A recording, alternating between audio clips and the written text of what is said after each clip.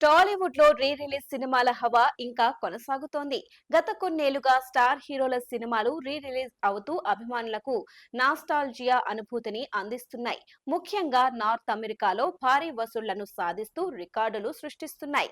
గబ్బర్ సింగ్, ఇంద్ర, మురారి, సింహాద్రి, జగదేక వీరుడు, అతిలోక సుందరి, చెన్న కేశవరెడ్డి సినిమాలు 50,000 మార్కును దాటి సంచలనం సృష్టించాయి. ఈ re release trend Tollywood star craze ను మరోసారి నిరూపిస్తోంది. పవన్ కళ్యాణ్ గబ్బర్ సింగ్ 66,175తో నార్త్ అమెరికాలో అత్యధిక వసూళ్లు సాధించిన రీ రిలీజ్ చిత్రంగా నిలిచింది. 2012లో విడుదలైన ఈ సినిమా రీ రిలీజ్ లో కూడా అభిమానులను థియేటర్లకు రప్పించింది.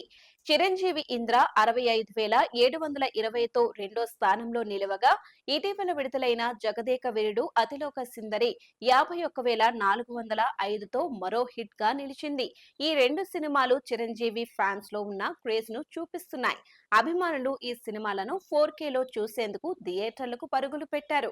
మహేష్ బాబు మురారి 60,642తో మూడో స్థానంలో, జూనియర్ ఎన్టీఆర్ సింహాద్రి 59,843తో నాలుగో స్థానంలో నిలిచాయి.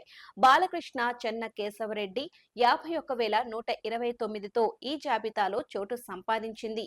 మహేష్, ఎన్టీఆర్, బాలయ్య అభిమానులు కూడా ఈ రీ రిలీజ్లకు భారీ స్పందన ఇస్తూ థియేటర్లలో సందడి చేస్తున్నారు.